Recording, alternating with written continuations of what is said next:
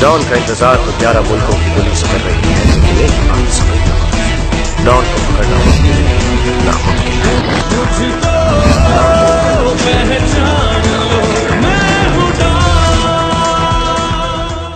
کہتے ہیں کہ ایک بار بالی ووڈ لیجنڈ اداکار امیتابھ بچن نے اپنی ایک فلم میں داؤد ابراہیم کے انداز میں ایک ڈائیلاگ بولا تو اس گستاخی کی نتیجے میں داؤد ابراہیم نے ان کو بلایا اور انہیں ایک زناٹے دار تپڑ رسید کیا۔ انڈر ورلڈ کی دنیا کا بتاج بادشاہ داؤد ابراہیم ایک ایسا پر اسرار کردار ہے جو بیک وقت مجرم، دہشت گرد اور غریب پرور بھی ہے۔ وہ ہندوستان کی حکومت کو سب سے مطلوب شخص ہے۔ آئیے اس کی زندگی کے چند دلچسپ پہلوؤں کے بارے میں بات کرتے ہیں۔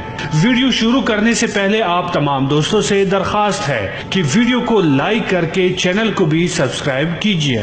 جرائم کی دنیا کی روایت کے مطابق داؤد ابراہیم مکمل طور پر پر اسرار ہے۔ کوئی شخص اس تک رسائی حاصل نہیں کر پاتا۔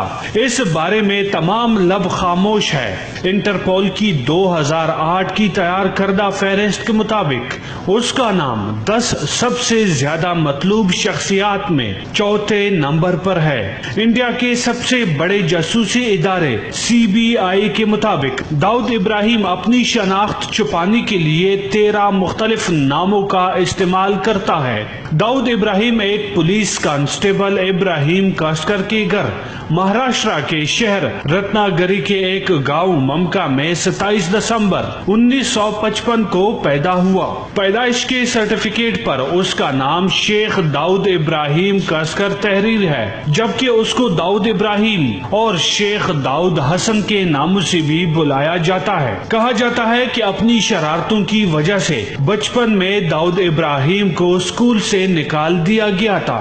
داؤد ابراہیم کی کہانی کا پتہ ممبئی سے چلتا ہے جب وہ انڈر ورلڈ گینگ امیر زادہ پٹھان کے ساتھ منسلک ہو گیا۔ اس نے اپنے مستقبل کے لیے جرائم کی دنیا کا راستہ اختیار کیا اور ممبئی شہر کے جنوبی حصے میں واقع ٹمکر اسٹریٹ اور محمد علی روڈ کے ایک معمولی بتہ خور سے جرائم پیشہ دنیا کا بتاج بادشاہ بن گیا۔ ہفتہ وار بتے کی وصولی کے ساتھ اس نے منشیات کا کاروبار شروع کیا اور اپنے مخالفین کو رفتہ رفتہ راستے سے ہٹا کر ممبئی کا ڈان بن گیا۔ اطلاعات کے مطابق ابتدا میں اس کا تعلق انڈر ورلڈ گینگ امیر زادہ پٹھان اور بعد میں حاجی مستان اور کریم لالا سے بھی رہا۔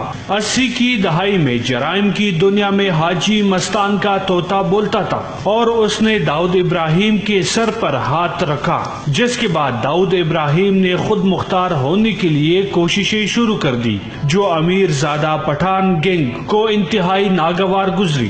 یہ گینگ 2 بھائیوں امیر زادہ اور عالم زیب پٹھان کے سر پر چل رہا تھا۔ یہ دونوں بھائی کریم لالا کے ساتھ کام کر رہے تھے۔ اس نے جرائم کی دنیا میں ابھرتے ہوئے داؤد کو اپنے راستے سے ہٹانے کی کوششیں شروع کر دی اور 1981 میں ہونے والے ایک حملے میں داؤد ابراہیم کا بڑا بھائی صابر ان دونوں بھائیوں کے ہاتھوں مارا گیا۔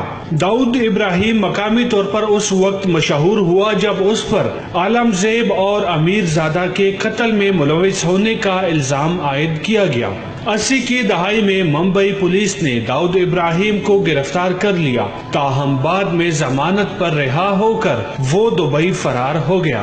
دبئی میں اس نے سونے کی اسمگلنگ میں ہاتھ ڈالا، بالی ووڈ کی فلمی صنعت میں سرمایہ لگایا اور جائیداد بنانا شروع کیا۔ اس وقت تک عام لوگ اس کے نام سے اس قدر واقف نہیں تھے۔ 1980 اور 1990 میں داؤد ابراہیم انڈر ورلڈ کا سرغنہ بن گیا اور کروڑوں ڈالر کے اثاثے بنا لیے۔ اس کے متعلق بننے والی رپورٹس میں اسے جوئے، منشیات اور طوائفوں کے کاروبار سے منسلک کیا جاتا ہے۔ انڈین حکام کا کہنا ہے کہ وہ قانون سے بچنے کے لیے 1986 میں دبئی چلا گیا، تاہم اس کی انڈر ورلڈ کارروائیاں جاری رہی۔ اس کا Indian film industry Bollywood پر بھی خاصا اثر رہا۔ داؤد ابراہیم پر کئی فلموں کی فلم سازی اور ان میں کام کرنے کے لیے چند مخصوص اداکاروں کو پیسے دینے کا الزام بھی ہے۔ بالی ووڈ سے اس کے تعلقات کا راز اس وقت افشا ہوا جب وہ شارجہ میں کرکٹ میچ کی کوریج کے دوران ٹی وی پر کئی فلمی ستاروں کے ساتھ بیٹھا نظر آیا۔ سنا ہے وہ آج بھی بھارتی فلم سٹار کے ساتھ رابطے میں ہے۔ 15 اگست 2012 کو ہندوستان ٹائمز میں چھپنے والی ایک خبر کے مطابق سنجے دت نے بھارتی سپریم کورٹ میں یہ اعتراف کیا تھا کہ ان کی دبئی میں داؤد ابراہیم سے ملاقات ہوئی تھی۔ سنجے دت کے مطابق ایک ڈنر میں داؤد ابراہیم سے ملاقات ہوئی تھی،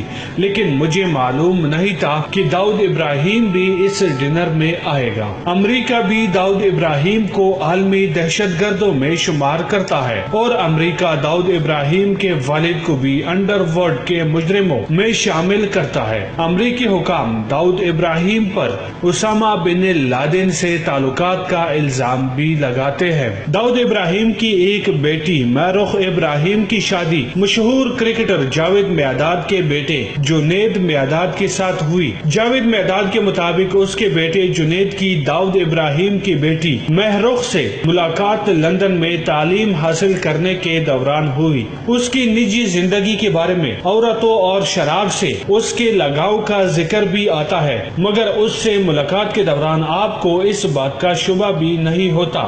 کہتے ہیں کہ آج بھی ممبئی اور دہلی میں داؤد بائی کا خفیہ راج قائم ہے۔ یہ بھی کہا جاتا ہے کہ بھارت، پاکستان، بنگلہ دیش، دبئی اور سری لنکا میں بااثر ترین حکومتی شخصیات داؤد ابراہیم کے ذاتی دوستوں میں شامل ہے۔ بھارتی سی بی آئی کا دعویٰ ہے کہ داؤد ابراہیم کراچی اور دبئی میں رہتا ہے، لیکن وہ کہاں ہے اس بارے میں کسی کو کچھ معلوم نہیں۔ اگر آپ نے ابھی تک ہمارا چینل سبسکرائب نہیں کیا ہے تو سبسکرائب کے بٹن پر کلک کرنے کے بعد اس بیل کے نشان کو دبائیں تاکہ آپ کو ہمارے ویڈیو آسانی سے پہنچ جائے کرے۔